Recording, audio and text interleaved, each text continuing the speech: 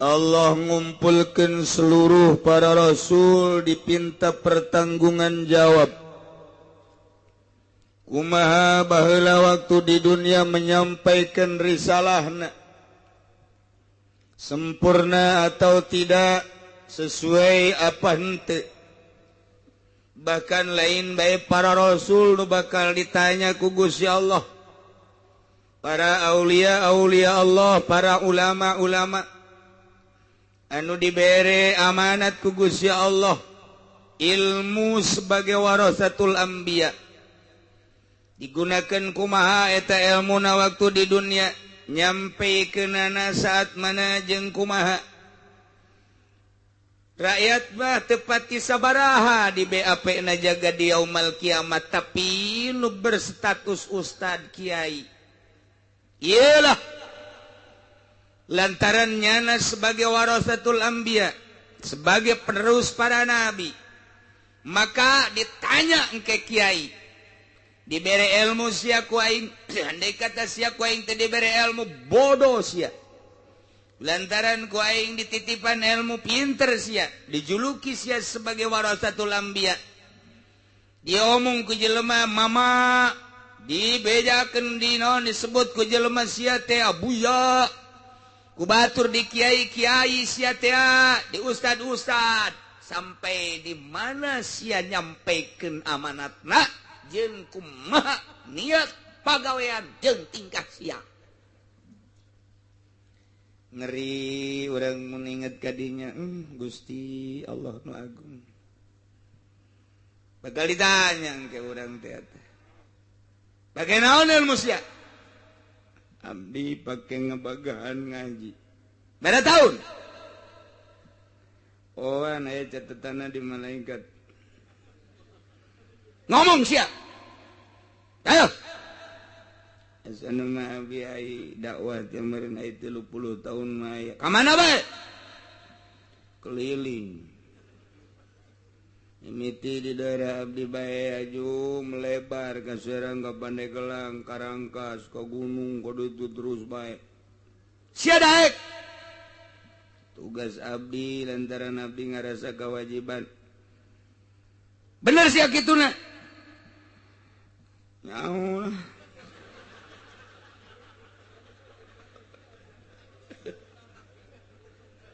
Aduh. Niat sia, kumaha niat? Anu nyaho ieu niat mah ja abdi doang sorangan jero hate jasana niat nama ku lempeng teh. Naon lempengna? Nyampaikeun amanat. Jeung naon deui? Ampur. Yang beli mobil ongkoh. Aduh izin jasa gitu urang. Kalau sok merenung begitu izin, ya waduh aing ka izinan sana ya, aing ka izinan ya. Aing ka isinan ge. Ajun mantak embung ge tadi ondang teh. Si isinan jeung kieu. Aduh, di kiai-kiai ku batur. Wah, bahaya. Naon deui coba sia? Agaan ngaji deui abdi. Make kitab, aya make aya henteu. Naon deui? Pernah kampanye. Kampanye naon? Golkar. Aduh. Iya bahaya guys ya. Sia ngahayu-hayu Golkar teh, iya sia ngahayu-hayu nagara ban. Nyawa sia bahwa di Golkar teh rusak jasa. Nyawan teh sia. Nah, abdi nek api-api teh nyawa bae. Tolol sia. Tah, iya urang lamun di sidang kos kitu. Siang mah lain kudu kikituanan jak malaikat. Nyampaikeun rukun salat bae, rukun wudu, puasa, zakat, haji, tugas sia. Geus sia mah kelola eta bae. An abdi teh bagian daripada negara, abdi cicing di negara Indonesia. Ajo, atuh abdi peduli. Ajo abdi kampanye di Golkar di dinya. Maksud sia bener dek kaluhurkeun negara. Isi abdi ngomongna. Ayo pernah diberi motor abdi teh jadi berat asana. Naon deui? Janggina mendek mobil henteu, mobil nama sial tak Golkar. Ya na dirinya kene kejarekanan Golkar. Masya Allah orang dia bakal kos gitu izin biasa di luar tugas-tugas orang siga peduli padahal mah horenganan aya dibalik kepedulian orang muatan-muatan nafsu iya nu bakal dibongkar nu bakal diebrehkeun ke segede atom segede sieur bakal dibukakeun niatan-niatan orang komo pagawean nu jelas mah izin jasa ke orang ya Allah ya Rabbi Gusti wa may ya'mal mithqala dzarratin syarran yarah wa may ya'mal mithqala dzarratin khairan yarah bagus jeung goreng ditembongkeun bakal kan niat urang bakal dibukakeun ke tah mantap gahajuna masararieun inggis jasa iya efek terus ngefek para kiai entek ulama baheula makin jadi kiai makin apik makin sieun ka Allah ya akhir zaman ayeuna makin gede melebar makin popoharaan asa aing asa maneh mungpang mengpeng lain di negara bae aya bahasa aji mungpun horeng kiai ge keur meujeuna kapake ulah dingkekeun deui mere motor mere mobil mere naon bae ayo geus ka dieu geun bae ai kudu nama beki nyana jadi kiai beki sieun ka Allah sieun si salah rempan geus terus ijtihad geus bal eureun-eureun macaan kitab bae kiai mah kesempatan maca koran eueuh mentak ulama eta didongengan ku almarhum abah kula deuleu tuh Kiai Hairun unggal meja aya kitab diuk di hareup aya kitab celek muka kitab diuk di tengah aya kitab celek muka kitab diuk di dapur bari dahar celek aya kitab geus sadia-sadiakeun kitab teh ai kuari mah diuk di hareup majalah diuk di tengah koran diuk di dapur jelema waduh bugil ieu masyaallah nah ieu mah para rasul kabeneran urang keur meujeuhna ngadongengkeun Kangjeng Nabi Isa alaihis Isa abdi Gusti anta qulta apakah anjeun pernah nyarita terhadap umat anjeun bahwa anjeun teh sebagai pangeran ibu anjeun ngaku sebagai pangeran nita ka umat anjeun anibudullaha ani budu kitu li wa umi pernah ente Gusti ma qultu lahum illa ma amartani bihi an yabudullaha rabbi wa rabbukum wa rabbakum wa kunta alaihim syahida ja abdi mah teu pernah ngucapkeun naon kecuali nu diparentah ku Gusti ngutus abdi sebagai rasul abdi nitahan ka umat abdi supaya ubudullah acak abdi ibadah maraneh ulah salah ka Gusti Allah teh Rabbi wa Rabbakum tapi geuning umat kaula mangeranan ka kaula ku sademeh kula dibere mukjizat ku Gusti anu luar biasa nyangakeun sadaya-daya abdi mah geus caritakeun ka umat abdi ngajak ka umat abdi lurus abdi mah taya mah Gusti mah uning nganyaksian kanaon bae nu dilaksanakeun ku abdi nyangakeun sadaya-daya cenah abdi ayeuna mah kulantaran umat abdi teh ayeuna ngamangeranan ka abdi intu azibhum ku Gusti bade disiksa eta umat teh atuh painahum ibaduk tamaja hamba Gusti nyanggakeun ka Gusti nu gaduh Gusti nu jari-jaraja Gusti nu pulah-pulah kieu-kieu ge la tiradu alaika wal aya nu ngalawanan ka Gusti nyanggakeun sadaya-daya acenah kulantaran manehanana teh dek dihampura ku Gusti wa intagfir lahum Gusti rek dihampura atuh painaka antal aziz ja Gusti mah maha hampura maha gagah sakumaha lobana kasalahan ge sakolong langit sapinuh dunia iku Gusti rek dihampura matu dia Gusti boga kewenangan manggakeun sadaya-daya Gusti mapan al hakim nu maha bijaksana nyanggakeun ngan abdi mah ulah kaciwit ka bawa daging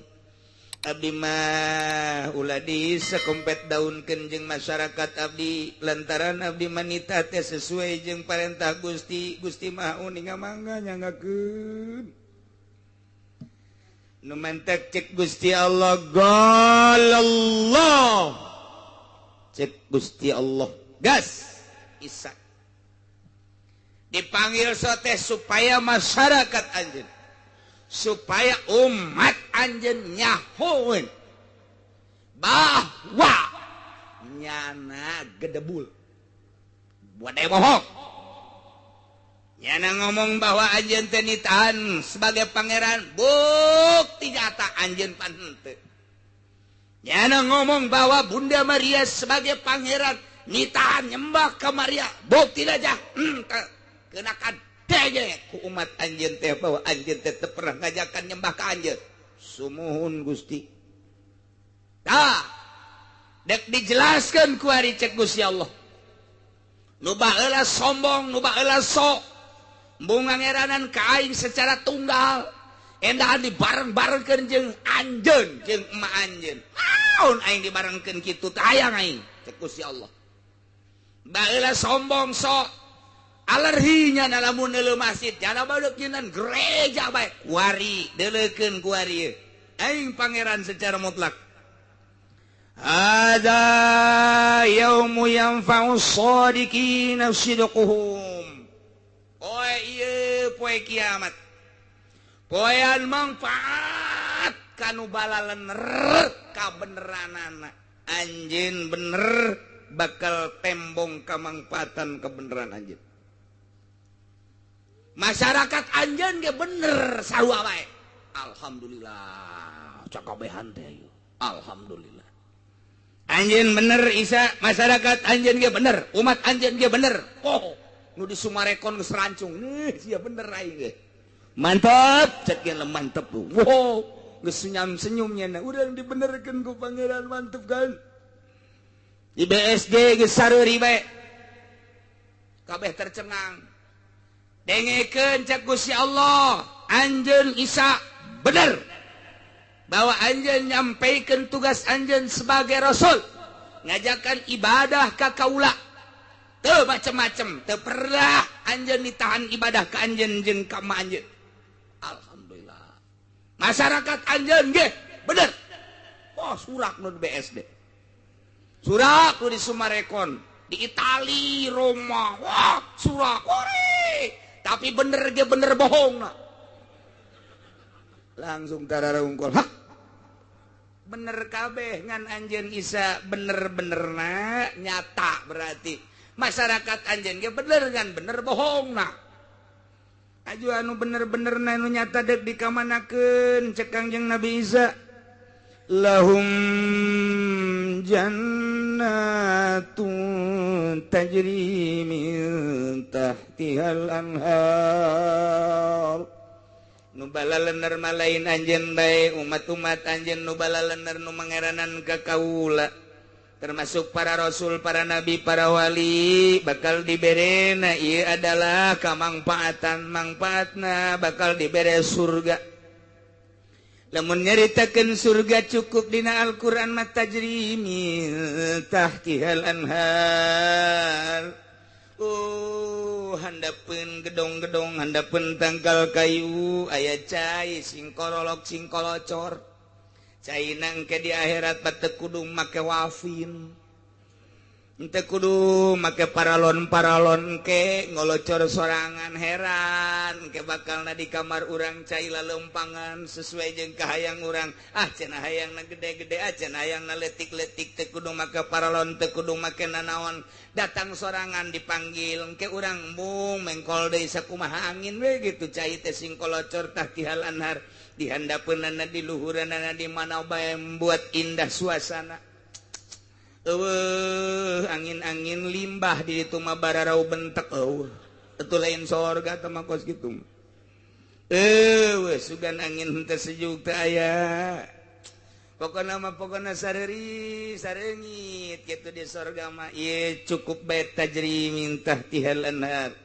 lantaran sumberka indahan tetina cai nu manta kurang gesok nyin kokorolokan di imah teh osok nyin cai mancur di imah teh sekelilingna dijieun kadang di jero imah dijieun patamanan supaya jadi sorga padahal mah hai boga hutang mah tetep bae ngolocor tinggal ngolocor haredang mah haredang bae haredang teu cupar atuh kunale cai ngolocor ai hutang mah tetep bae komo urang keur diudag-udag polisi mah cai ngolocor tinggal ngolocor handapna lauk neuleuh hansip pajar tentara bae pajar polisi bae puguh hansip keur baris pajar deuk nyangkep nyana tah moal tenang hirup teh tenang sateh di mana-mana urangna teu boga masalah urangna sehat sakadar duit boga imah mun hujan teu bocor mun panas teu kapanasan pamajikan luis bae anak eueuh nu batuk-batuk acan neuleuh ka gigir aya sakupi belah dieu aya apan saletik-letik ge leuh masalah ayo urang teh naon di sisi imah diayakeun taman-taman dan lain sebagainya Masya Allah boro-boro kopi make gula teu make gula ge amis amis kopi teh serudut cek pemajikanna ngeunaan teh Kak woi luar biasa cek teu kurang gula Kak ento cek pemajikanna edan teh naon salah ge aing jete digulaan ku aing tapi suasana ngeunah bae tapi coba urang boga hutang begitu hujan gede letik boro gede letik ngecelakan unggal kamar aya pamajikan bengek anak bararatu kabeh motor Bugatti lu dicokot kabeh ku showroom. Waduh. Kehujanan kayu moal bisa masak. Neuleuh kapang beasan beas eueuh. Isuk-isuk udang teu mandi. Cileuh sagede poleca. Diadukeun kopi ku pamajikan. Ngeunah, waduh gulana dan lain sebagainya disodorkeun. Tanya Kak, sedang eta gulana pahit. Pahit. Kopi meureun ieu mah. Jak kopi Kak. Kapal api ieu Kak. Kapal perang ngomong kapal api. Geus, pamajikan ulah ngadeukeutan. Kudu surti, wah ieu salaki lain deui ieu. Ulah ngadeukeutan ieu mah, asal jungas-jengos kieu bae pasti bukan nu anyar ieu kajen kumaha ge ieu. Eta teh suasana di imah menjadi suasana surgawi di mana urang teu boga hutang. Eueuh beban, eueuh masalah, Masya Allah ngeunahna luar biasa. Kuari mah ditambah hutang teu boga sakadar kendaraan aya imah sakieu mah alhamdulillah teu mewah ge tapi teger pamajikan sehat. Bisa hirup sauyunan kacai jadi saleuwi ka darat jadi suang salat nikmat luar biasa anak narurut isuk-isuk langsung salat duha Allahu Akbar penting tadi salat tahajud subuh berjamaah duh Masya Allah beres ngopi bebeja ka pemajikanna ulah di teangannya kakarek namakeun Al-Qur'an Masya Allah ieu mah dunia akhirat Rabbana atina fid dunya wa fil akhirati Fatimah.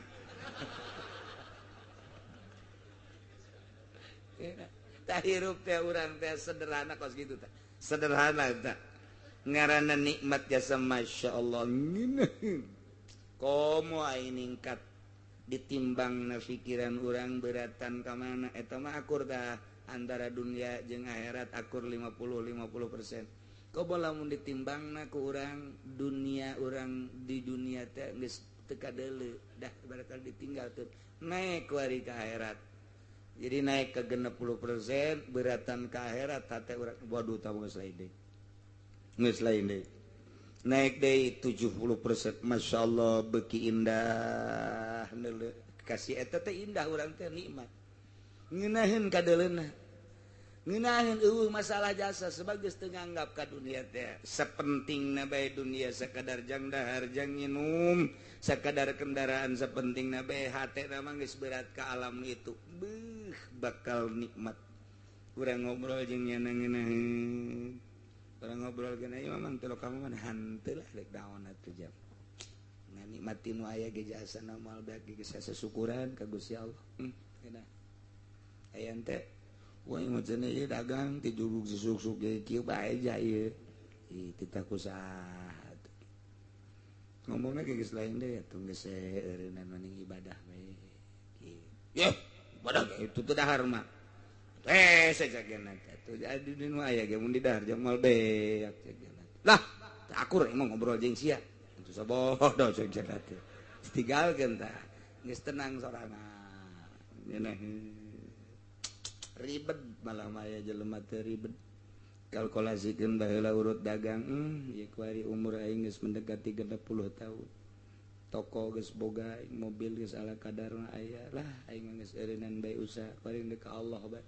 Nu aya ku aing disumbang-sumbangkeun pake masjid, pake majelis taklim, pake pondok pesantren. Itu geus mantep jasanya. Masya Allah. Babanyikanana isuk-isuk ka bangunna cerah amat. Alhamdulillah nyakanya. Lah kula mah kieu bae cak pamajikanna. Harta loba. Aju kula geus kolot muriangan we sede kawin deui mah masalah. Nah, ini yang aku tunggu.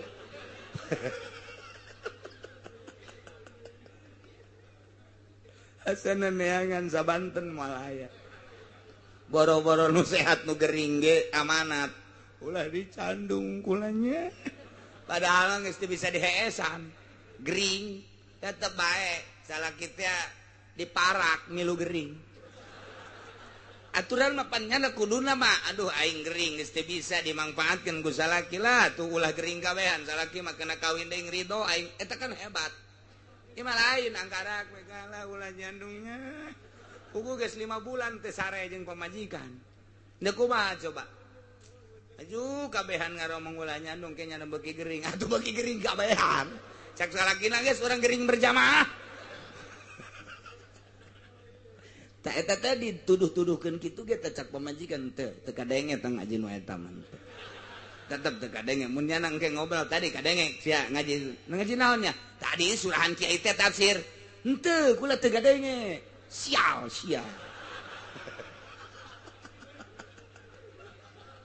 tetap jada kajian teuing kuat teu ngadenge direkam ja aya tak daengekeun tah teu kaburu ke kula ka dapur heula teu daekeun ngadengekeun nu eta teu daekeun datang ka di Arab cek salakina irah ieu keuna ngadengekeun salakina dibandingkeun HP-na beusi disetel tanyakeun Gus HP ka mana ku budak beureum haju dibanting teu beubeut buku nyana eta kumbung-bungna ngadenge ieu ngaji ka mana ieu ngaji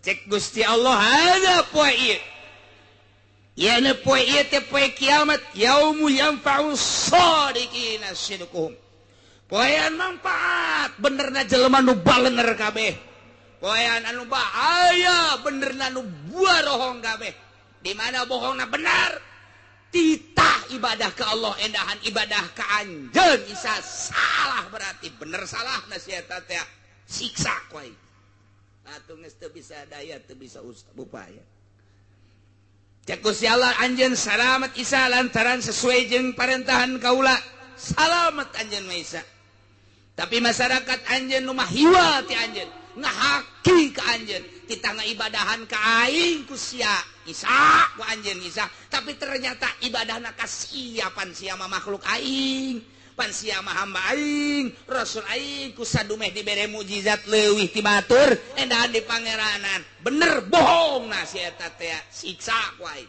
deuleu tuh neraka geus ngagebrak neraka naon eta ngagebrak aya hurung teh apa macem-macem di Sunda mah aya hurung ruhak aya hurung ngalentit tah eta ngalentit ya damar dileutikeun ngalentit ngaranna ngentit ngalentit tah eta leutik tah mantak nu leutik-leutik mah bangsa tititan lah pokona mah tuh kabeladeuna tuh gede hurung aya ngagebroh luar biasa Tamangus pohara aja ngagembrah ngaranna. Neraka geus ngagembrah hurungan luar biasa. Di deuleu di handap pualah eta nu ngaran ruhak pohara jasa. di jero ruhak teh kadele aya orai tina seuneu lelempangan aya kala dibuat tina seuneu lelempangan lain kala seperti di kurang kuari kala naga dijieun tina seuneu geus calangap bae aya buaya aya berbagai hewan-hewan anu gualak aya orai nu hese nyaritakeunana orai sujaul akra dibuat tina seuneu sarua bae pemandangan anu luar biasa sieuna ya jak Gusti Allah manfaat bagi jelema nu bener bakal dibere surga lahum jannatun tajri min tahtiha al-anhar tuh surga wah geus kadeuleu bidadari geus kieu bae cep sini cep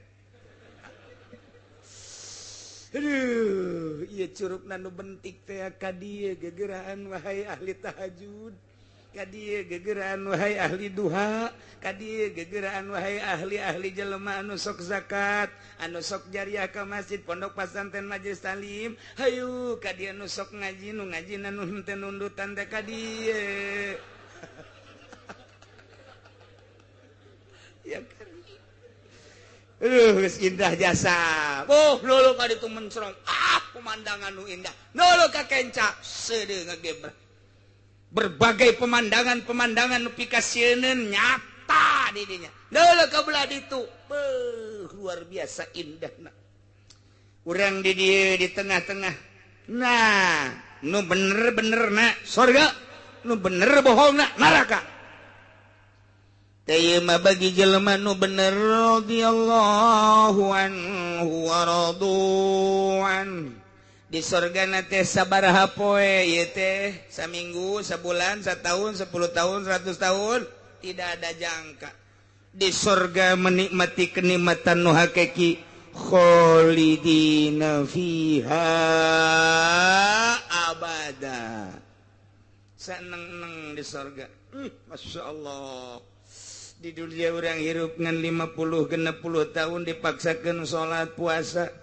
ibadah ka Gusti Allah Allah nu nyieun langit bumi nu nitah ngaibadahan nu nitah diibadahan ku anjeunna urang teh teu mamrih hujan teu mamrih panas teu mamrih sugih teu mamrih keur susah teu mamrih keur sehat teu mamrih keur gering lah jamual kebal ieu aing mandek ibadah bae ka Gusti Allah bakal dibales ku surga nu tajri min tahtihal anhar teu kudu dicaritakeun jerona di jero eta teh urang khalidina fiha abada di dunia mah jadi presiden SBY paling ge sababaraha saat deui kamari terpilih Pak Ismet Iskandar kuari geus di penghujung tinggal salengkaheun deui gubernur sanajan kukumaha ge hasil jerih payah nyogok dan lain sebagainya paling 2 periode dan lain sebagainya nu nyata bae Soeharto anu geus sekian puluh tahun nyana menduduki RI 1 Japae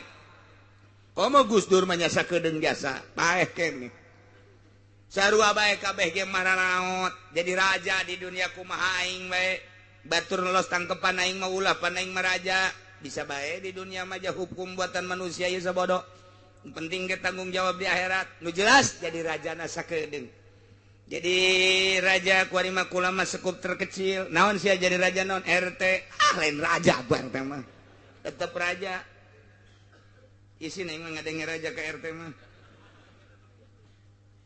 tetep bae rajanya na jayana naon nalapor ke RT raja terkecil RT masyarakat lagi ngan ge 2,5 naik lurah raja aya waktuna kuari nyana duit keur loba jabatan keur aya kabeh rarasaan teh asa nu aing wilayah teh asa nu aing siap dek dahar kumaha aing dek mabok kumaha aing dek awe kumaha aing segae mangga bae tama urusan dirina engke tanggung jawab di hareupeun Allah tapi aya waktuna camat aya waktuna bupati aya waktuna kabeh aya waktuna tawan teh pakota patula patali jeung jabatan aing mah janu sugih ieu dek kumaha aing bae isuk aing dahar di Inggris sore di Paris sabar sia isuk-isuk aing dahar di Singaparna isuk di Singapura los kumaha sia bae tamah pohong ka Allah aing mah pokona awewe neuk nu mana bae ge dibeli ku aing lah jaloba jasa di hotel tim miti nu putih jasa ka nu hideung jasa los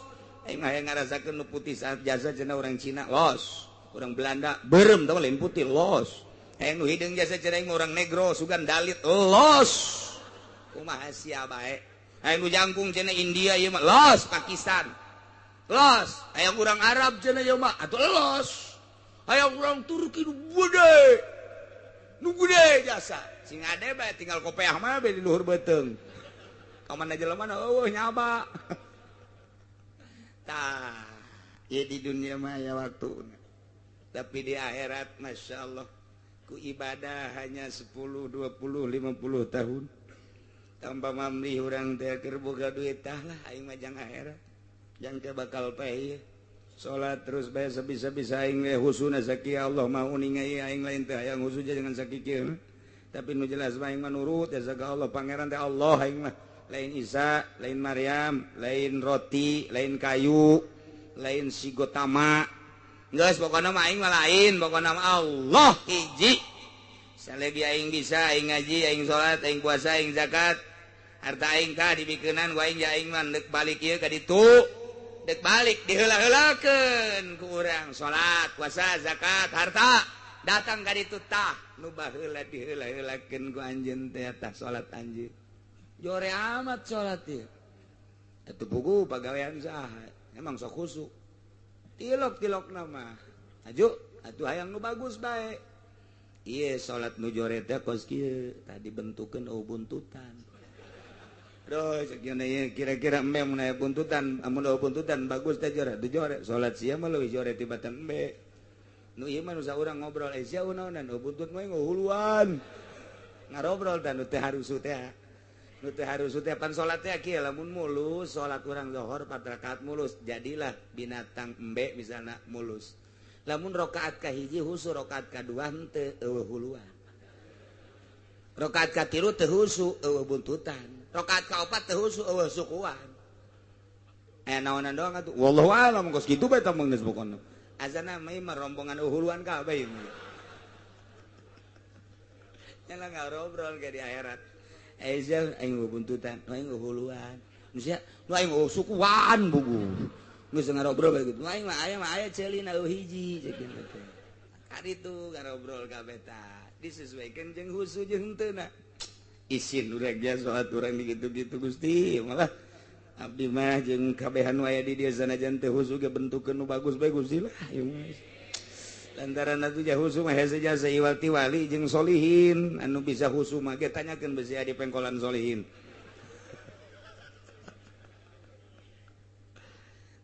di sorga urang menikmati lain satahun 2 tahun lain saperiode 2 periode lain puluh ratus tahun tapi dijelaskeun khalidina fiha abad begitu orang ngampak di ditu tah ieu cek malaikat harta anjeun nu diheula-heulakeun baheula teh kaduhung amat baheula padahal mah boga 5 miliar mah tapi geuningan 100 200 juta nu di ka masjid jeung teh nyaho kieu mah dijualan baheula sawah teh pake ngabangun masjid malaikat ulah loba omong penghayal teh ngaranna keur ieu emang teh nyampekeun kiai nyampekeun aju ngadenge rada nundutan pas bab eta dah. Emang nusugi mah gitu. Nusugi mah asal bab zakat dengan ngarokok. Bab jariah ngarokok nusugi mah gitu. Mun nu susah mah, tah bagus jasa tah. Sebab nu susah mah yang dibere pan. Nusugina tuh daek mere ceuk. Nanya ka nusugi tadi ngaji kadenge, "Belba naon? Belba zakat." "Ieu aing keur ngarokok," teu gadenge. Teu gadenge api lain bae. Tak engke mah lain gitu di akhirat mah kaduhung jasa aing kadanan ngajualan sawah ngajualan huma atuh nu aya ge duit aya jaho kieu mah tuh dibandingkeun jeung itu batur aing tuh anu ngajariah ke masjid ke pondok pesantren luar biasa aing nyaho kitu mah padahal mah aing sabanding jeung nyana engke mah ngaromong kitu Naila khalidina fiha abad radhiyallahu anhum Gusti Allah ridhoeun ka jelema nu balener dengan taat nurut ka Gusti Allah wa raduan atuh ridhoeun jelema nu balener ge ka Gusti Allah dengan diberi ganjaran ialah surga nu sakitu poharana penuh dengan kenikmatan anu hakiki zalika al-fawzul azim kebahagiaan anu pohara gedena wala yanfa'ul kadzibina fid dunya teu mangpaat nu barohong kabeh di dunya nu mangeranan lain ka Allah berarti gedebul gede bohong sidguhum bener nanyana fihi dina poe eta begitu di sidang deuleu neraka jelas-jelasan kabeh ngacung Gusti abdi percaya bahwa pangeran teh Gusti raung kabeh isa teh horeng lain pangeran Gusti abdi percaya eueuh mangpaatna percaya jaga di akhirat mah lantaran geus deuleu neraka nyana deuk di ka nerakakeun ka karek percaya geus deuk dihujurkeun ka neraka nyana ngaracung abdi percaya pangeran teh Gusti Isa mah lain pangeran Maryam lain pangeran Uzair lain pangeran cak malaikat lain usi matu kuari mah baheula tetep abdi iman kuari mah teu mangpaat imanna para Kristiani para Kristen Katolik para Protestan Konghucu Buddha Hindu Yahudi dan berbagai agama-agama kafir nu tadina teu mangeranan ka Allah percayanya na pangeran teh Allah ketika neuleuh siksaan la yanfa'u eueuh mangpaat sama sekali kal kufar seperti para kafir-kafir lama yu'minuna inda ru'yatil azab ketika nareuleuh kana siksaan nyana di dinya kakarak iman eueuh mangpaatna pan urang mah kuari ka sorga can neuleuh baron neuleuh ngambeuge henteu ka neraka encan neuleuh urang mah encan ngambeuge henteu tapi pan urang mah percaya kana ucapan Kangjeng Nabi urang Kangjeng Nabi Muhammad sallallahu alaihi wasallam teu kabarengan urang jeung Kangjeng Nabi dilanjutkeun ku para sahabat dilanjutkeun ku tabiin atba tabiin kuari datang ka umur sakieu urang taun sakieu kiai-kiai nyaritakeun aya sorga aya neraka lamun lain hidayah ti Gusti Allah deuk percaya kumaha jagaib Allah na maha gaib dada melanana sorga jeung neraka gaib di jero kuburan bakal aya naimul qabri azabul qabri jagaib tapi kunaon tuh urang percaya nang sae eta percaya nang nu bogaana Allah subhanahu wa ta'ala dibere percaya sote lantaran urang deuk disalametkeun deuk dijadikeun penghuni sorga sakitu bae urang iman ka Allah percaya maha goib Allah mah lain di luhur lain di hadap lain di kaler lain di kidul lain di wetan lain di tengah Allah mah teu di mana-mana tapi aya tidak di mana-mana tapi ada di mana-mana. Emja tamah. Ieu Gusti Allah tak kos kitu tah. Urang percaya eta nu mere kepercayaan ka jero hate urang Allah lain nang urang. Nu mantak Gusti abdi nang Gusti percayana abdi ka Gusti ge lain nang abdi nang Gusti. Nuhun Gusti abdi dibere percaya ku Gusti. Tetepkeun kepercayaan abdi ka Gusti ulah dicoplokeun jeung ulah dicabut Gusti. Alhamdulillah. Abdi percaya jasa pangeran teh Gusti nu mun percaya ka Gusti pan Gusti janji bakal dijadikan penghuni surga abdi geus indah jasa kuari di dunia ge geus asa di sorga bae masyaallah dibere coba sia ku aing sugih Gusti sanajan abdi sugih tetep abdi mah mangeranan teh ka Gusti bae sugih jasa sia ku aing tetep abdi mah mangeranan teh ka Gusti bae disusahkeun sia ku aing abdi mah deuk ka Gusti bae disusahkeun ge disusahkeun jasa deuk ka Gusti bae abdi mah tuh siu ka Gunung Kawi sia teu hayang abdi mah ka Gunung Kawi mah daripada ka Gunung Kawi mah ka Gunung Sembung isiana naon teu deuk ka Gusti bae abdi mah deuk ka Gusti bae dibere sehat sia ku ka Gusti abdi mah dimuriangkeun sia ku ka Gusti abdi mah atuh kitu mah pohar jasa tanu mantak urang dibere sugih keur dicoba ku Allah kaing teh sia kaing teh disusahkeun kaing teh ayo disehatkeun kaing teh sia kaing teh disusahkan kaing teh ternyata geus berbagai cobaan ti Gusti susah sehat gering sugih dan lain sebagainya tetep kaing anjeun hamba aing anu sejati aduh ku aing dibere sugih sia tetep sujud ka aing dibere susah sujud sia ka aing dibere sehat sujud sia ka aing dibere susah sujud sia ka aing ngan bedana saeutik keur susah sia tilok kurang penting lantaran sia demo ka aing cendak sia teh cenah pangeran kieu-kieu teuing geus dihampurlah lah ngomong sakitu mah ku aing sia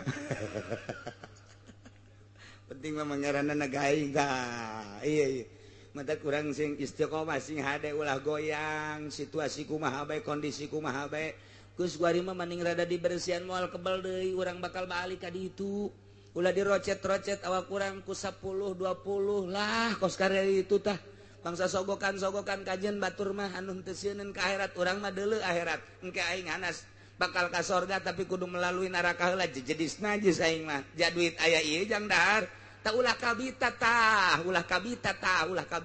geus ngocoprak bae ge waya aya mah dicokot bae asa jasa heran engge kiaina ge kitu sarua bae ngarep-ngarep malah mah kiaina panghina-hina na jelema anu mengadahkan tangan termasuk nunyin proposal etalah pang a'zamun nadzulan pang gede-gede manusia hinana adalah jelema anu osok daek mengadahkan tangan menta termasuk nyin proposal kiai nu sok nyin proposal menta sumbangan ka pemerintah terhina di dunia cak Kangjeng Nabi lain cakula deuleuh hadisna jelema nu sok punta penta baik menta langsung maupun make proposal keukeuh mentana panghinana manusia mun nyaho haya jelema panghina-hinana jelema eta je cenah udang-udangna gede tambahan deui gedena sagede bakuloa sih nyaho bakuloa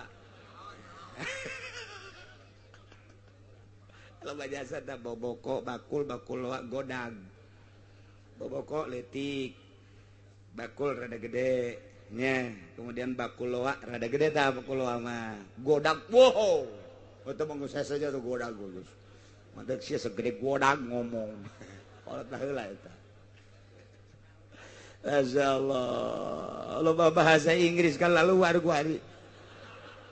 lillahi mulkus samawati wal ardh cek Gusti Allah tetep ka Gusti Allah hari kerajaan seluruh langit jeung bumi nu tersimpan di langit jeung bumi berikut hujan wae di langit datangkalan jajadian wae di bumi berikut rizki nu diturun-turunkeun ku Gusti Allah jeung naon bae langit jeung bumi katut eusina wa ma fihinna tayeu teh adalah milik Allah atunaha make teu ngimankeun ka Allah teu mangeranan ka Allah make mangeranan ka manusia make ka batu nu nyieun langit jeung eusina Gusti Allah nu nyieun bumi jeung eusina Gusti Allah termasuk segala rupa eusi-eusina langit bumi eta nangieun Gusti Allah layak lamun Allah ngaku pangeran kurang disembah ja emang jijieunana ieu atuh urang mah nyembah ka nu nyieunna jasa atuh kunaon make nyembah ka Isa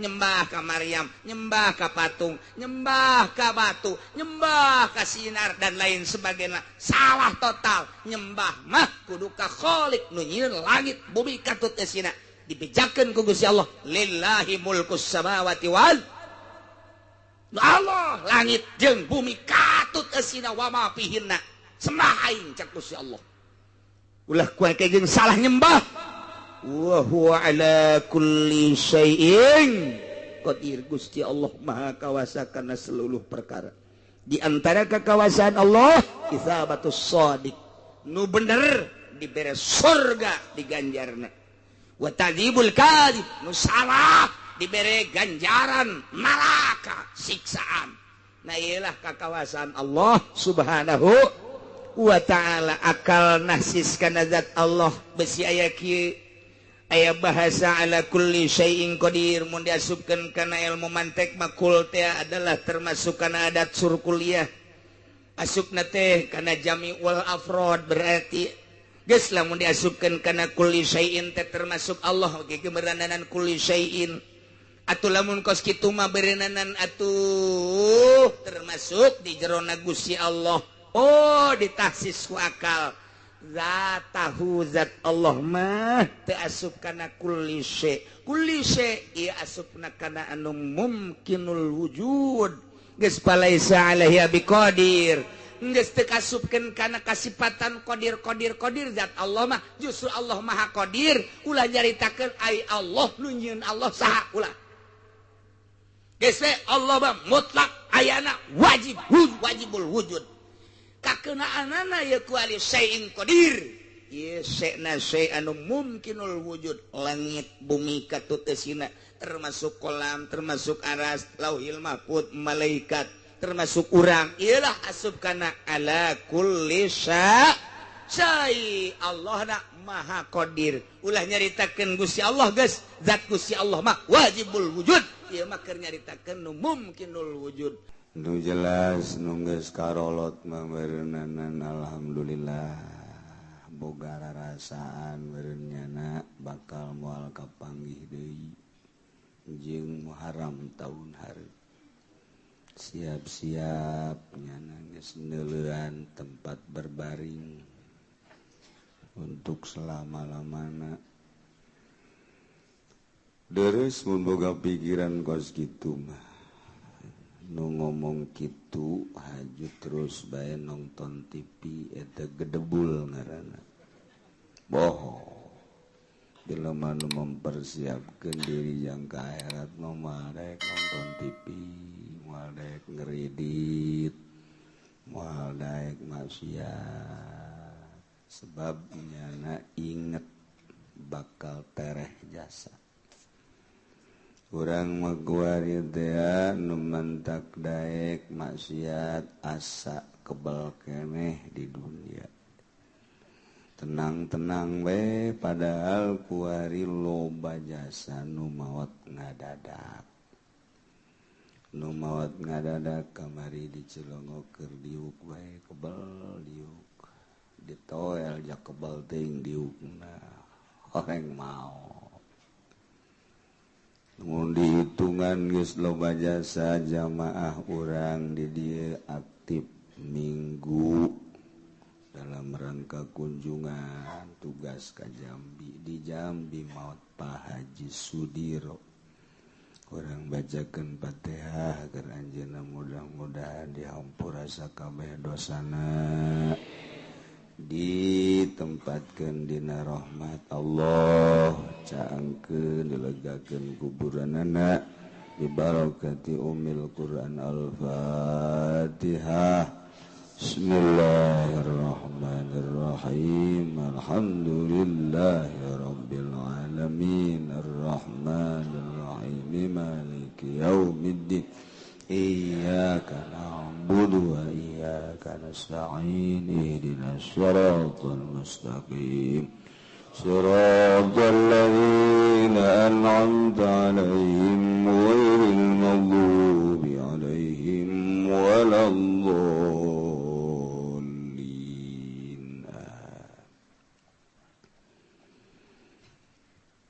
Urang ngalanjutkeun materi pangajian urang tentang mal jidayat patali jeung janin.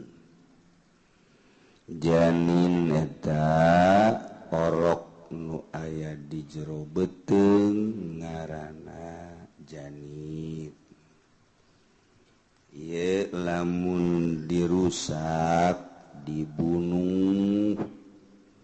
Cara ngabunuhna dengan obat misalnya atau indungna disingsieunan datang ka nyana stres kaluarlah orokna atau ditenggelan indungna otomatis berontak anakna keluar pae. Nah ieu nu nganiaya kena sanksi cek agama.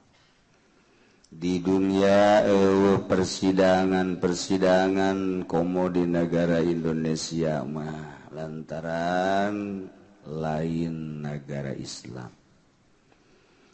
Teu aya hiji undang-undang mengarah kana persangsian janin tersebut, maka can selesai berarti di dunia.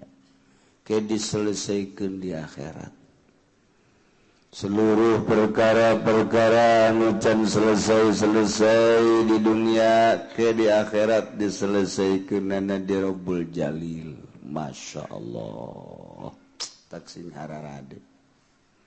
Hutang piutang can selesai ke di akhirat diselesaikan. Nyabok ninju ngarengkas baheula keur ngora can geus datang ka kuar di akhirat engke diselesaikeun urang kungsi nampiling jelema ieu asa gagah asa menang ke di akhirat anu bakal diproses adil-adilna jeung sajujur-jujurna masyaallah urusan salat mah jeung Gusti Allah tama babari lantaran Gusti Allah mah pangeran urang kurang 2 3 4 malah salat teh menta bae ka Allah Gusti ja Gusti mah pangeran mana tanda barahan Gusti atuh kakurangan salat abdi ampura bae lamun Gusti lamun teu ngampura ka abdi kurang salat lah sapira 5 genep 7 aju kurang abdi ku Gusti teh diampura atuh Gusti pelit berarti embungeun Allah disebut pelit malaikat kasorgakeun daripada aing disebut pelit mah tuh babari jeung Allah mah babari geus kasorga-sorgakeun mah habaq cek malaikat teh baniza Allah tuh jamal sempit ya sorga aing melga ui mantep kan ngeunaheun da jeung Allah tapi urusan jeung manusia mah teu bisa gitu Gusti ampura bae abdi baheula boga hutang ka kaki Zaid atuh aing mah ngampura Zaidna tuh coba ngampura teu panggil Zaid ampura bae hampura ku aing jadi teangan keur di dunia asa kapanggihna jasa telepon mailbox melulu malah lakona aing nek datang ka paeh aing bayar aduh pan gua aing mah amal goreng aing kasiakeun kabeh ya ulah kitu bae aing mah geus kitu bae pokona masyaallah atawa amal bagus nanti kecopot paneta urang aduh rugi jasa rugi nu mantak loba jelema anu muflis teteter amal bagus di dunia na salat na rajin puasa na rajin maca Quran na rajin dihijikeun jadi amal soleh horeng boga kazoliman jeung batur jeung kizae di sidang di akhirat dicopot kabeh amal bagus bahkan gorengna diteumbleukkeun ka nyana deuk kumaha deui ya neraka tahin mentak si haden mentak urang ngaji ge abeh urang nyaho mantak adu henteu ngaji embung nyaho kunaon emang lah geus nyaho mah kabet cek geuna segala haram itu haram ya haram mumpung teu nyaho aing mah pokona mah kuari eta beloon deui teh jelema ieu padahal syariat urang supaya nyaho muamalah urang muasyarah urang jeung Allah jeung makhluk hablum minallah hablum minannas tu dimaksud supaya di dunia hasanah di akhirat hasanah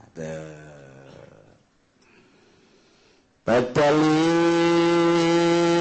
jeung janin kamari lamun aya jelema ngan aya hiji awewe nu keur hamil kemudian keluar orokna pae wajib kudu mayar guru eta kamari geus dicaritakeun abidun wa amatun mumayyizun salimun min aibi nabiin nu salamatina cacat mun aya abid bayar ku abid abidna cara di Indonesia bayar ku harga abidna anu mumayyiz pintar salimun salamat min aibin mabin maka diperkirakan abid model kos kitu hargana sekitar 100 juta udah dampak gagah naon bae bisa nama kita nyupir bisa kita macul bisa kita ngenekan komo ngenekan mah bahkan awakna pakai ganjalnya nemu siap bae hebat tuh Habib. Kita gitu nungguan warung cincin pan aja lu mati nungguan warung hees teu betah urang geuleuh kos kitu teh ai cincung nya nama aya nu balanja sibet bahasa sibet itu bahasa Korea itu sibet nya nama cincung sibet nu balanja atuh nya nama ngagantung-gantungkeun kurupuk malah anu leuwih mah di dahar punya sibet ngaranna kos kitu teh.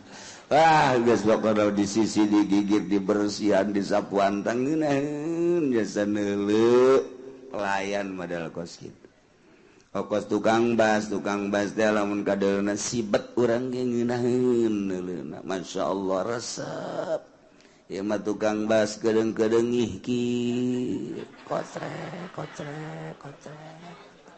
ragajina nang melikeun urang dikikir dek iraha majuna menang datang ka jam 2 nyieun gagang rimbas ya jasa tukang bas masyaallah ngeluk bae urut-urutanana disebut tatalna baheula mah tukang bas teh disapukeun dikumpulkeun dideulung isukan datang kadinya teh geus rapih tukang bas baheula mah kos kitu nu kasaktian ku urang ngeunaheun urang nu boga imahna kuari datang 9:30 kas ngojek heula ngopi nyana sajam 10:30 digawe aju azan bae dahar nyana aju tas dahar ngarokok 3 amboh kira digawe si budak terus ngarokok gawe deh azan asar Masya Allah jadi nyana nu digawe nu boga iman nu loksun nu boga iman diteruskeun salah aya hitung-hitungan anang ke di akhirat tenang bae sih nyana nyoceng waktu nuku urang geus dibayar waktu dasa poe dengan perhitungan mulai jam 8 eureun jam 5 ajuk ujana dipake api lain atuh engke aya hitung-hitungan bawa urang ka sorga ku sebab eta ieu tuh ulah bingung-bingung ka aja nyana hidayat mah ayo bae terus anunya urang kurang peti bagus ibadah urang tah aya tukang bas badal kitu dicokot ku urang ayo sia kan ngeunaheun tah aduh tapi loksun mah loksun bae tetep sadaja dicokot ge masyaallah ieu di akhir zaman mah korupsi teh geus pejabat korupsi kabeh eueuh nun teu korupsi bahasa kos kitu aya hiji dua batu kadeuleu kabeh nu digawe di pabrik nu digawe tukang bas baheula mah sasapu tak zadeukes eureunan bae sok aju dibeleum ngeleput dan boga imah peuting kadinya teh betah kuliwa ku ayeuna mah pas solengkrah bahkan nyana digawe ge isukna neangan ragaji ragaji aing ka mana ragaji ku sia tuh lain dicokot atuh lain di kitu ampihan teh ta ieu di akhir zaman model kos kari masyaallah kasih betah aya sibet teuing deui maling tungtung ya Allah ya Rabbi ieu kuari dek caritakeun janin nu dianiayangan janina Yahudi janin Nasrani urang ambalaya janin Yahudi janin Nasrani dunia dibagi 5 benua Yahudi masa saeutik nempel di Palestina lah leutik jeung saeutik baheula kanjeng Nabi dakwah di Madinah Yahudi aya terakhir sekali Yahudi keluar di Madinah ialah anu cicing di Madinah nu lumpat ka Timur Tengah di ditu nu lumpat ka Mesir nu lumpat ka gitu naon ngaranna Irak Turki aya nu ka Eropa aya nu ka Amerika Yahudi Nah didinya nyana nungtut hayang boga negara teu boga negaranya nama kuari nungtut hayang boga negara maksa sababaraha kali baheula termasuk jajahan Turki teu memberikan duk dibere sabaraha dolar bae real teu daekeun setelah kitu kabelah dieuna maka direferensinya nanti teh cicing didinya akhirnya ngaku datang ka kuari leutik tapi nyana bisa gagah jeung kuat persekokolan jeung persekutuan jeung Amerika terus bae nagarana leutik tapi dunia kabeh geus dikuasai ku Yahudi urang kuari ge emang teu dikuasai ku Yahudi atuh Yahudi nu boga duit sadunya pang luar biasana George Soros Yahudi anu urang bangga asup ka Indonesia waktu memeh reformasi teh kudaon jadi bangga nyana teh bangun mere ka urang mere gitu pinjaman horenganan di per detik ieu urang muasi keneh terus bae ieu urang Malaysia kabeh ASEAN nah eta teh kabeh main terus kuari ngabangun aya misi Yahudinisasi Kristenisasi terus bae waduh bakal maruncul gereja-gereja ke di urang nu ngabangun masjid mah aya nu teu anggeus lantaran nu sugihna kurang peduli nu susah geus teu mikiran masjid teu anggeus ngabengkeng tanahna dipermasalahkeun nyana mau ngabangunan terus bae bakal paruncul terus lain lalagaan bakal ngeplak ka ditu sumarekon eta teh di jerona bakal pikumahaeun Ikir carita Yahudi Nasrani Ambalaya malah pamimpin Jakarta guys Yahudi deh kuat.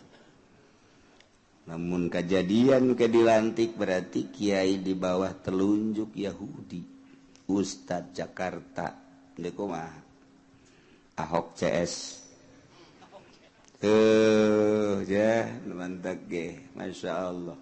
Orang kamari memperjuangkan teh lain ku bagus-bagus amat Prabowo teh lain sarua bae bakal ngalaksanakeun nama demokrasi cuman lamun menang Ahok nyana berarti ninggalkeun gubernur nu jadi menang gitu Jokowi Ahok kan wakil nah, memperjuangkan eta doang supaya Ahok ulah jadi gubernur keun bae Jokowi jadi gubernur lain gitu kan Pak Haji nyolok Jokowi jadi bere duit 50.000 ya Allah ini bere 100.000 aya nukup tiung dan lain-lain sebagainya ya masalah baik-bayangan terjadilah kuari seperti kieu koski kuari Jakarta dipimpin ku Yahudi tidak menutup kemungkinan ke kadieu ka Tangerang bupatina Yahudi terus ka Serang, Rengkas, terus dari itu. Aja kemana ada karuana. Mantap persiapkan calon-calon tuh ulah datang ke Yahudi nu naik. Koskilah kejadian judi laluhur geus teu bareres, teu bisa diatur DPR teh, deuk nyeun DPR tandingan. Engke mah meureun aya presiden tandingan. Atuh nagara belah dua bae ku sia ieu. Geus kos kitu urang neuleuh para penggede urang seperti kitu, urang mah sapira urang rakyat. Lah neuleukeun nyana dangan kesal doang. Kesal lamun baheula cak Gus Dur DPR TTK ku ari mah diturunkeun PAUD. Masya Allah kari urang hirup di zaman akhir mantak salametkeun diri urang ulah kababawa sakaba-kaba sing hade iman keyakinan di akhir masa sagilek cek Kangjeng Nabi isuk-isuk iman keneh sore iman coplok sore iman isuk-isuk iman bakal coplok pohara sahabat kenanya kok pohara amat lantaran fitnah nangis lain di luar arah asup ka imah sahabat kayak gede arah asup ka imah kumaha maksud fitnah teh arah asup ka imah kuari kahati kurang informasi Amerika Perancis Jerman Inggris Belanda Arab arah asup ka imah urang lamun ningali televisi isuk data isuk deui poho dahar poho ngising-ngising aja bila perlu ngising di hareupeun TV ngising hees di hareupeun TV dahar bageus puguh komo kuari internet loba jasa kuari nu ngagu berguru di internet berguru geus puguh politik berguru ekonomi berguru ngaji kuari mah di internet nu ngaji istiqomah wae di internet masih kedeh di maaflah syariat mah artina fikih geus berguru tauhid berguruna di televisi atau di internet kabelah dituna torikoh teh ngaguruna di internet masyaallah jadinya na boga guru Syekh Google ya Allah wah di akhir zaman akibat dadu teh jauh arah totorekatan masya Allah aya nu hahakekatan Gusti Allah batak sih ade kaliru ya di akhir zaman mana dukun mana kiai akur bae ja dukun kos kiai kos dukun akur bae lantaran loba nulalagan tadina nulain polisi pupulisian nulain abrian baheula pan baju polisi baju abri itu bisa dijual sembarangan kuari mah baju abri atuh diembrakeun nulain abri atuh make pakaian abri akibatna bisa disalahgunakeun nulain polisi meunang make polisi akibatna disalahgunakeun kebongan dijual ji akhirnya jelema keur naik motornya nanya top motor teh mana suratnya cokot gojara dar sugan teh mah dareng polisi gadungan lain hiji lain dua pada takos gitunya disalahgunakeun taruhlah geus kiai mah disalahgunakeun eueuh masalah malah nu nangkepnya na malah anu nangkep udah ngeriung mah saya aja nah kiainya iya enggak apa-apa dah didengekeun urang babacana badudak badiduwe kajen geus Orenganan, waduh, bandar koprok, masya Allah, ngaku jadi kiai. Oh masalah guys, apa? Jarugi dah kan sakit gitu dong, paling berkat doang, sama. Tapi pan lamun geus ngaku polisi, nangkep di jalan, dibawa tepugu kemana na abri dan lain sebagainya. Iya kasus-kasus gitu pan pohara.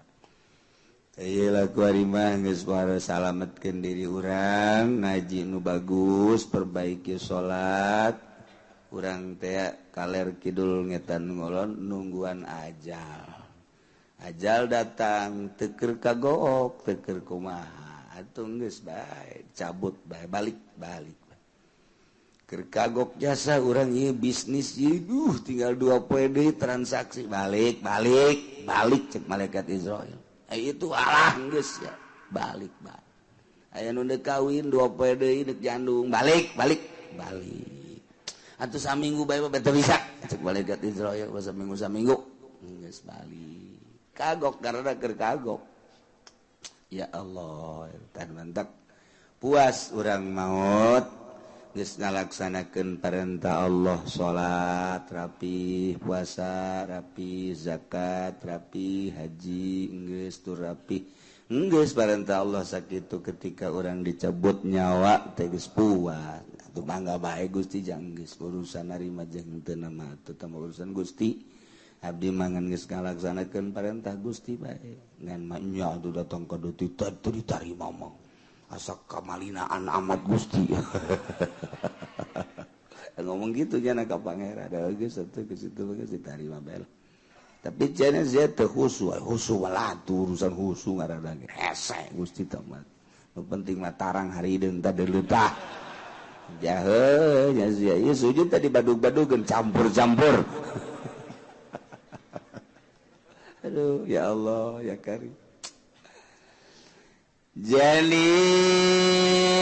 al-Yahudi Nasrani ugi laka muslimin cek segala kos janin muslim dina pada bayar gurroh aya wewe ngaranna Agustina. Waduh, Agustina mah teh frekuensi Agustina. Orenganan manehna agamana Yahudi atau Kristen sarua Yahudi jeung Kristen teh kos kitu keneh. Artina gerakanana mah akur beda seetik. Kadang-kadang okos nu berseteru dina agama beda kitab. Yahudi mah Taurat, Nasrani mah Injil. Tapi muharrab kabeh ge tahrif geus teu balener. Mun nyaga Yahudinya kelan Taurat pandina kitab Taurat teh titah ngimankeun ka Allah. Percaya ka Allah aya syariat jeung dituduhkeun dina kitab Taurat bakal aya nabi dan selanjutnya. Itu keneh dina Injil. Mun nyaga nya kelan Injil nu asli dijelaskan ya'ti min ba'dismuhu Ahmad bakal datang engke Nabi Ahmad geuning henteu berarti tahrif. Dia loba kuari nu nyarekelan kitab Injil nu maca Injil asli haju arasup Islam lain lalaga. Kuari teh di satu sisi mah Amerika keur nyerangan negara-negara Islam, di sisi lain mah di nagarana loba nu arasup Islam. Ieu keanehan teh sok tara rimbul bae, Masya Allah karim di Inggris teh kapan sekutu Amerika.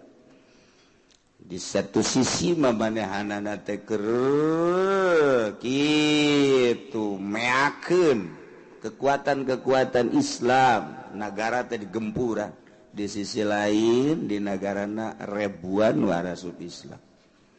Eta teh urang teh rahasia Allah Subhanahu wa taala. Masyaallah karim. Timiti Ledidai dibunuh karena asup Islam. Kabelah dieuna atuh baheula kitu Muhammad Ali suntik Parkinson lantaran nyana istimewa jasa, bahkan siap deuk jadi presiden. Jahat orang Amerika. Dipayahan teu ngan kos robot suntik. Kabelah dieuna terus gitu Michael Jackson tat bunuh. Kararitu di Amerika jahat asal geus kadeuleu asup Islam. Jeung bakal ngembangkeun Islam dibunuh bae teu saha.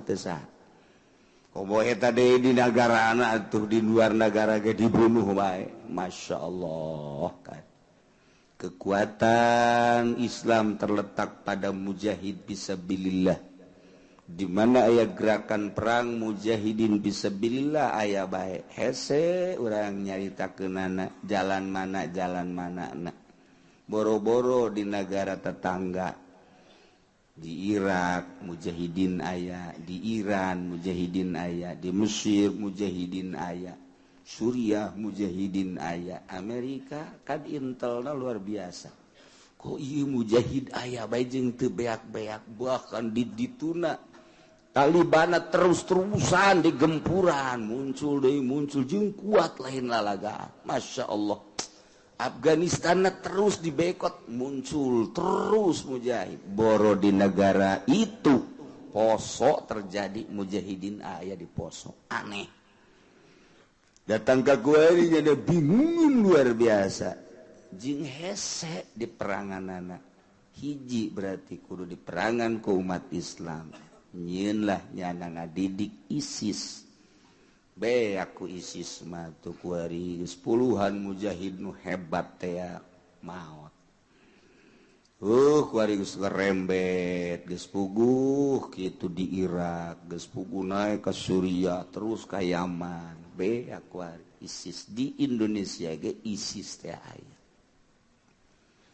Iyalah tadi keistimewaan jeung kehebatan Amerika teh seperti itu di Indonesia bagi ISIS teh geus aya. Deuk wah coba. Ayo. Maksudnya ISIS di mana ieu Kiai? ISIS nu aya di Indonesia mah istri santri. ISIS beneran aya. Tah itu Amerika basal geus jebarkeun bae kos kitu. Eta keur carita urang sangat khawatir, tapi atuh aya nu bogana ieu Gusti Allah nyanggakeun we sadaya-daya ka Gusti Allah. Ngan tetep ai besi mah asah. Besi kuari nu boga besi asah, nu boga gitu naon ngaranna cimande asah, ulah kakerpekan teu puguh. Pake perang coba kuari. Anu boga bangsa gitu naon ngaranna kalong wewe, permainan kalong wewe aya eta. Asah ya cimacan bangsa nu karitas besi ge suruntul tapi di Indonesia sih teh bang geus pohara. Maksudna sanajan bupati ge geus tenang-tenang bae nya nama. Kumaha tenang na, mun perang teh di ayo diteruskeun bae rakyat kena terus bae pararaya Allah susu. Kuloba-lobana di urang. Rumba. Geus mimiti ayeuna Cikupa perang siap perang. Beak Cikupa bojong. Beak Blaraja. Jisa Tangerang bae kan di luar negeri bapak nu saya etik jelema. Saeutik di Arab bae ge urang neuli jelema sakitu-sakitu bae. Di Arab sakitu-sakitu bae teh urang ngai ka Arab teh. Tapi kan di Indonesia mah Masya Allah satahun be orang tanya baka Cikupa. Waduh budak amalitiknya hotuyulnya budak jelema. Ih loba jasa. Takos gitulah Yahudi. Da ieu keur carita wal janinul Yahudi wa yawe ngaranna Gustina dianiaya ternyata warenganan Yahudi atawa Nasrani Kristen. Ta eta teh kumaha mun aya jelema menganiaya awewe beragama Yahudi atawa Nasrani efek tidak penganiayaan janin keluar. Gila ka muslimin sarua kos jelema muslim baik dina pada wajib bayar gurro. Wagila cek sagal mahuwa hadarun eta mah tersia-sia teu kudu kena sanksina naon. Ja eta mah memang agamana ge di luar muslim ieu.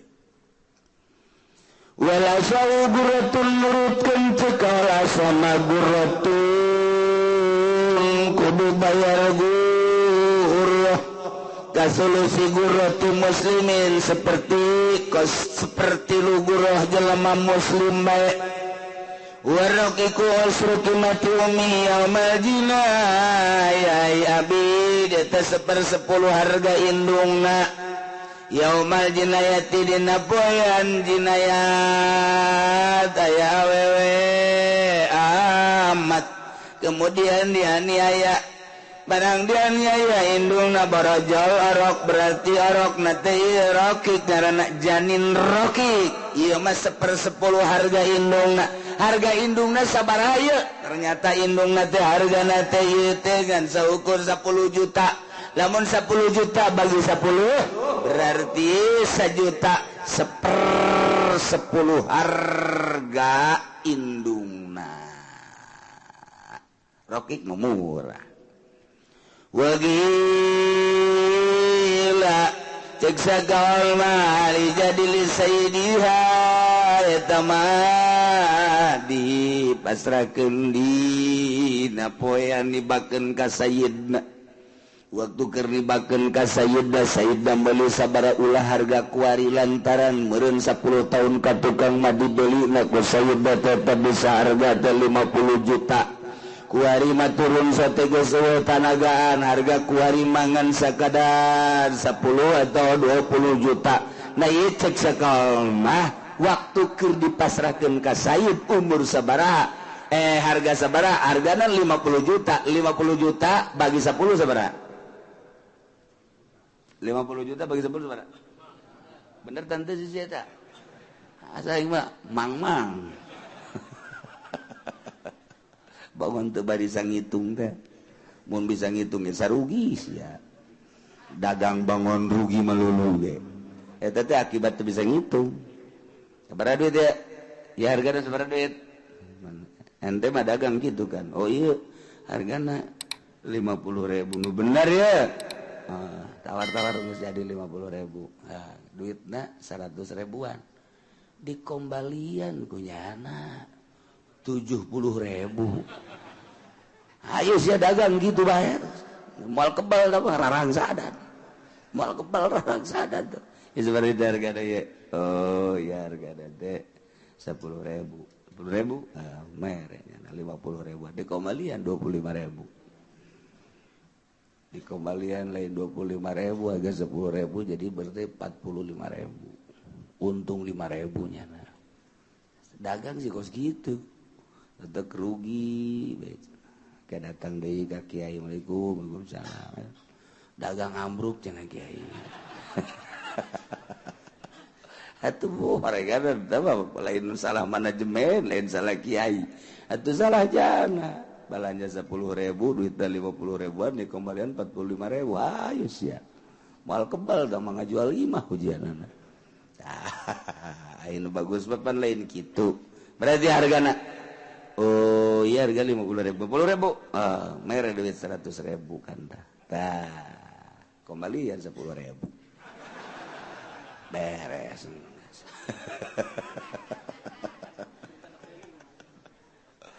Aduh, korupsi saeutik. Giliran nu boga apa dia kembali nasek. Oh, lupa saya. Tuh, emang ngarah gitu udah doang ya nama. Mun teu ditegor batu terus bae.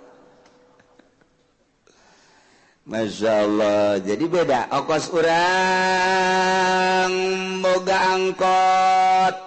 Kendaraan nu kurang dipakai bisnis wajib per tahun teh kudu dizakatan. Berikut barangna. Beda jeung mobil pakaian pribadi unsur-unsur bisnis teu kudu dizakatan. Truk mah mutlak teh jamual aya jelema nu boga kendaraan pribadi truk balaya. Aing mah ieu resep jasa moal dipake narik ieu truk pake pribadi bae ka mamana ge make truk bae jangan. Ondangan ge make truk. Aduh tawa budak kudu dikagrogolkeun teman. Moal aya tuh jelema make kendaraan truk. Jadi truk mah jelas jang usaha wajib dizakatan. Angkot moal aya jelema nu boga mobil pribadi angkot 08. Tapi ieu mah jang pakaian pribadi bae teu dipake narik. Ka mamana ge make 08 bae. Ka Jakarta ka mamana ge 08 bae manehanana. Heuh geus resep jadi make angkot teh resep.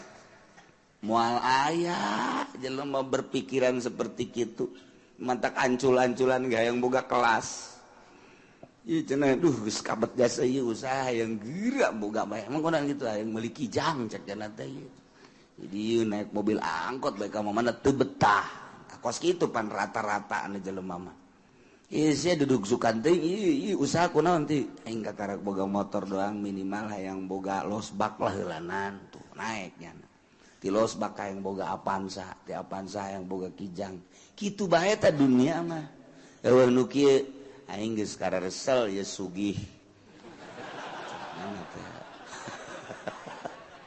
Bae tiba heula aing naik Maybach, naik Lexus, beladirna naik kijang aing kuari mah aya geus naik angkot lah.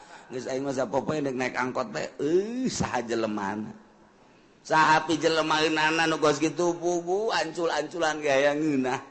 Aya ngeunah eta rese. Mentek lah budaya jelema geus apeng-apengan ngaler kidul usaha dan jecet bae mondok beuh tah malaikat tah jelema. Lain jelema tah mah anu geus pangalaman ngaler ngidul ngetan ulun dan lain sebagainya haju manehanana kesempatan loba ngora keneh tapi daek mondok lain jelema tah malaikat tah campur jurig tah mah. Cara ka jelema pugu nu masantren ge hayang geura eureun. Ieu masantren ge hayang geura eureun.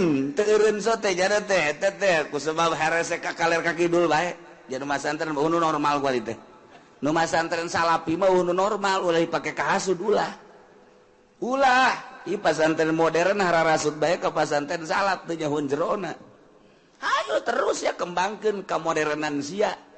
datang ke paeh kadeuleu ke di jero kuburan sia nyekelan modern. Maksudnya kumaha atupan nyekelan modern ge anu dibaca nama kitab salapi. Awas ya ditundung sia. Memodernan datang ke haju liwat. Nyana nyacat-nyacat salapi apa nu dibaca aja di kitab di kesakolahan modern teh sapina. Nu dibaca teh takrib, nu dibaca teh Fathul Muin atuh pada eta teh kitab salapi. Sia ku galedeg sia. Ku doa kiai-kiai eta emang kumaha gitu. Ayo bae kembangkeun. Dia pasantren salapi mah sa Indonesia teh ieu teh geus teu kudu dipundur-pundurkeun mundur. Mundur sorangan teu kudu dihasiudan teu kudu eueuh sorangan kege.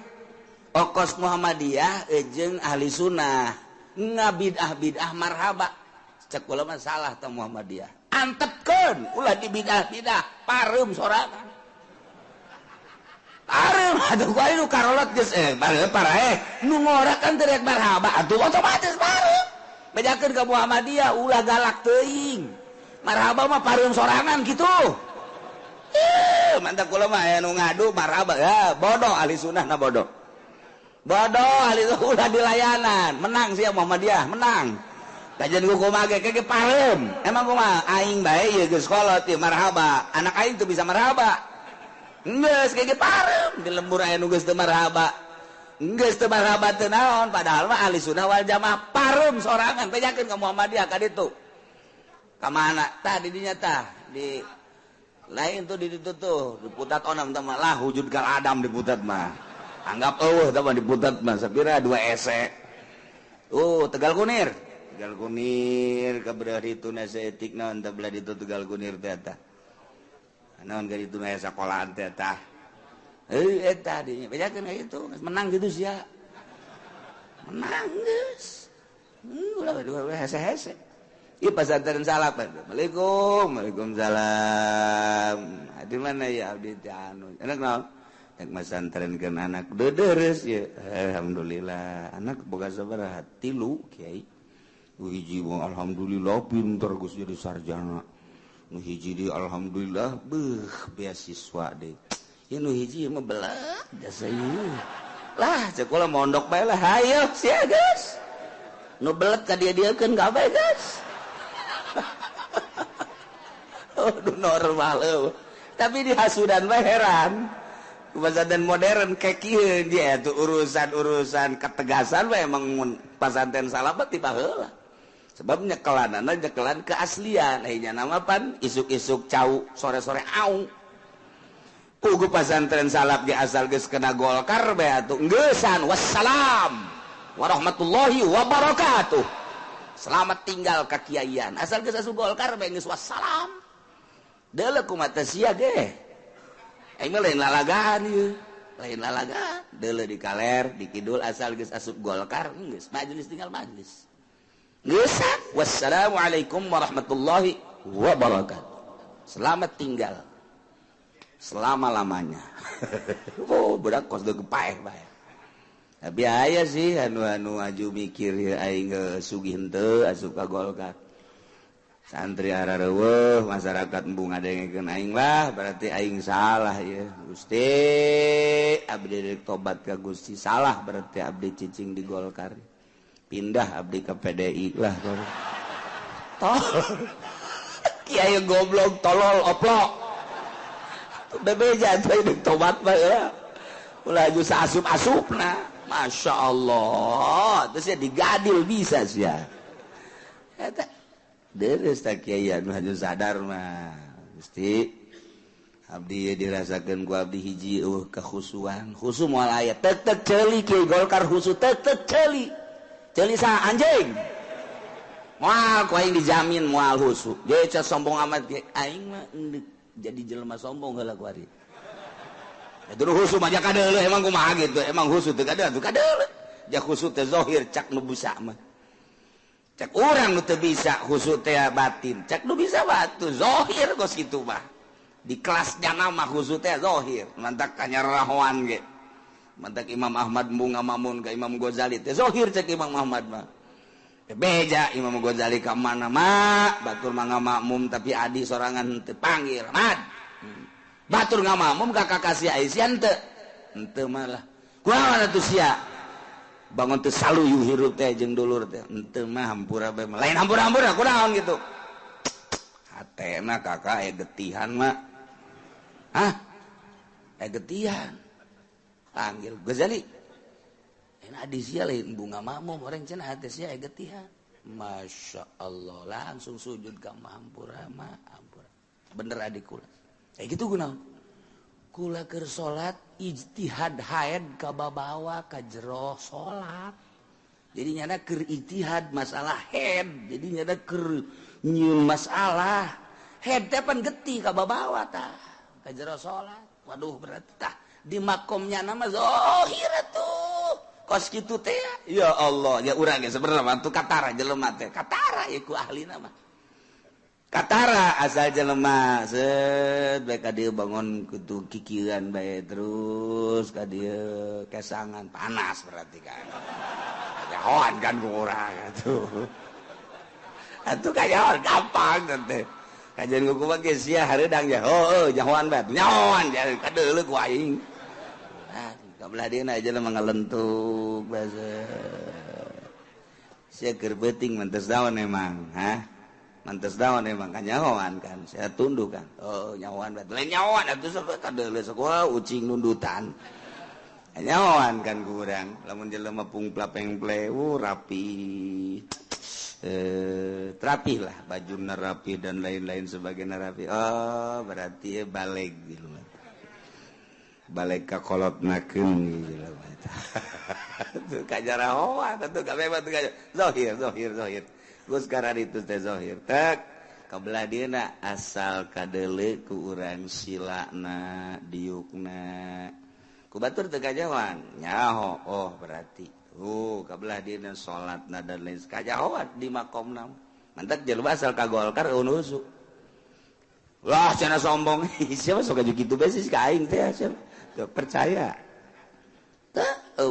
sebabna bensin jadi cenah tuh di dahar jadi majelis sarua kababawa salat teu bisa dinolkeun tobat kuduna hampura Gusti lamun bisa tobat balik deui coba mantep kula nanya bah eta sih tobat aku mah beuleum pondokna tegas abah mah kos gitu ban gua tuh lain pondok tah kos itu mah lain pondok tah mah urang mah hook bae beuleum teh hartina lainna naon singyaan nggak nol keunana ka Allah mah hese tobat hampura Gusti abdi teh lah kula saran geus teu kapake ieu di Golkar tobat aya tobat sih geus teu kapake mun nyaan tobat tinu kos karar itu lain Golkar bae ya PDI itu lo geus urang mengasingkan diri ka Allah ilmu aya di nyana tinggal eta hijabna doang yes ka Allah bae saminggu 2 minggu pastikan lamun deuk berangkat ka Allah neangan batur nu ka Allah ai kitu mah kan di Golkar babaturanna jeung jelema Golkar sabatur pan cak Imam Ghazali kotok ngahijina jeung kotok deui bebek ngahiji jeung bebek deui embe ngahiji jeung embe deui tilok aya kotok ngahiji jeung manuk tilok aya hiji waktu aya manuk ngahiji teh jeung kotok ditanya ku embe manuk sia kok kehijian jeung kotok mah kunaon geus teu bisa hiber cakeuna teh batur aing pantes embe ge kieu kaharti ku aing orang mantap sia babaregan jeung kotok geus bisa hiber teu bisa hiber aing sabatur atuh aing jadi sia lamun bisa hiber bae bisa hiber batung apa aing ge aya pejabat ngahiji jeung kiai eta ruruntuk korupsi ngan deureuss kene janan teh jeung gajah diliek sia jeung gajah mah eta urang bahasa ahli filsafat lain lalagaan kaharti jasa kan sok kiai kuari di aya di MUI teu daekeun ngahiji jeung kiai biasa jeung itu bae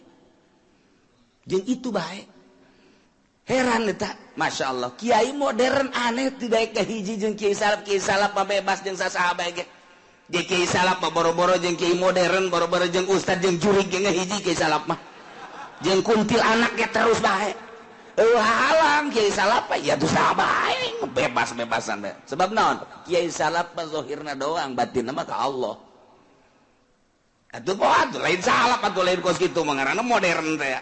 Kiai salap mah batin maka Allah zahirna mah jeung manusia. Kok bisa kitu rahmatannya ka manusia nu butuheun rukun wudu, rukun salat, jerona mah teu hayang ka Allah nya nama. Mantak lamun diondang ngariung teh embungeun. Lamun diondang ngariung masih kene hayang atuh lain salapi teh kos kitu mah. Sapi teh mah. Tah, kurang amati coba gitu. Amati.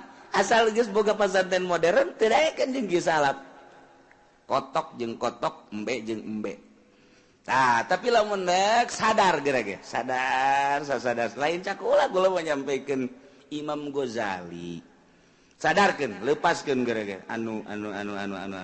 Urang aya di mana posisinya? Teu jeung Golkar lepas, jeung PDI lepas, jeung PKB lepas, kabeh jeung organisasi lepas, jeung kemodernan lepas. Urang hiji butuhkan batur mah nyoloyong pasti ngoser sakumaha lauk kasaatan koser pasti kaki salap. Jelema lamun deuk ibadah kaki salap, moal aya nu nanya kaki modern moal deuk ibadah mah sebab nu dipake patokanana ulama salap kitab salapi. Nu nyekelan kitab salapi nu mana? Ku ajeun kumaha ge? Pejabat eureun, pejabat aduh hayang belajar ibadah, moal nanya ka kiai modern. Pasti ka kiai salap. Mantak Gus Dur teu eureun-eureun ge. Ti isu kadoa eta nu nanya. Nu nanya hayang bener ibadah teh di kalangan intelek teh teu eureun-eureun. Nah, pasti sebab kaki modern mah nanya kaki modern saya tuh bagaimana pengen ibadah yang baik. Oh begini.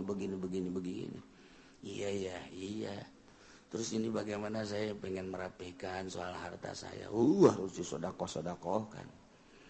Kemana sodakohnya Kiai? Ya kalau bisa bawa ke sini aja. Nggak usah jauh-jauh lah. Saya lagi ngebangun tuh. Udah nggak usah kemana-mana dah kalau soal sodakoh mah. Baliknya sial tak kiai berarti juri dunia tuh kiai banyak tuturkeun aing kos kitu aing mah hayang nu tiis ka mana ya itu teh mah kiai bo alabatan genderuwo orangana lain tuturkeun hate tetep cangcaya kula lamun nyaritakeun aya hiji mualaf sugih di urang mualaf keturunan Korea sugih sanggeus sakitu wauh lah jeung kiai modern di Jakarta di Penta mimiti 100 juta kemudian 500 lantaran boga pabrik sugih dibere kabelah dieuna ganti asup deui ka kiai modern kena tetep nyana dibenan menta deui untuk bangunan dan sebagainya jenuh katilu kaya kapanggih ari modern mah henteu ngan kiai tukang ceramah tetep di Penta jenuh. Ayolah anu ngabejaan kita kesono yuk ngobrol lah jeung kula henteu kukubangan sakadar jaritakeun bahwa nyana mualaf saya kenal dengan kiai anu kok bisa kenal gitu ya gini nyana ngomong jadi lama-lama pabrik saya bangkrut cenah kiai lama-lama pabrik saya bangkrut kenapa aduh terus-terusan ngerecek Pak Kiai katanya apa itu ngerecek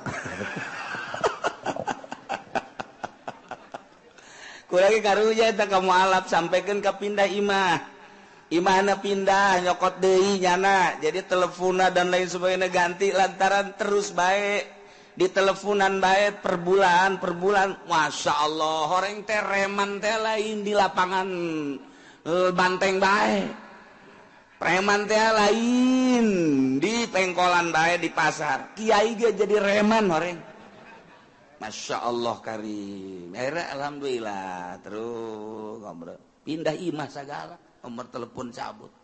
Nyanana HP-na embung. Jenuh atuh terus-terusan. Asuplah ka di haul bilu haul ceurik nyana. Subuh aya di dieu teh. Jelema jangkung kasep. Pohara teh. Terus kabelah dia nih milu ngaji ngan nyana ngajina lantaran orang Korea butuh penerjemah. Jadi nyana ngaji di mobil, aya nu nerjemahkeunana. Nerjemahkeunna minta duit dipecat ku nyana. Teu urusan. Maksudnya jadi tahaju bae terjemahkeun Gus sia, ulah sok hayang dibayar engke ku aing si hayang naon dibere. Boga kena pabrik ku ari masih pabrik, mau lebih jakeun ku kula. Kitulah salah seorang mualaf turunan Korea ngarasa jenuh lantaran dipenta teh barang asup ka dia tiis jana dipenta henteu meren teu atuh geus masalah ya geus sabaraha milu haul ka dieu terus kadang ngobrol aya waktu mah cing kula tah kitu tiis kakara nyana minta petunjuk bejakeun ki alhamdulillah per detik ieu istrina mencan asup Islam nyana mah geus bagus jasa ibadahna terus kumaha enggak bagaimana terus kawin lagi enggak cenah teh enggak dulu maksudnya ngarahan pamajikanna supaya asup Islam saimah rejeung tapi pamajikan teh Islam nyana Islam beda kamar terus nanti malam suka ngetrok-ngetrok enggak jadi nanti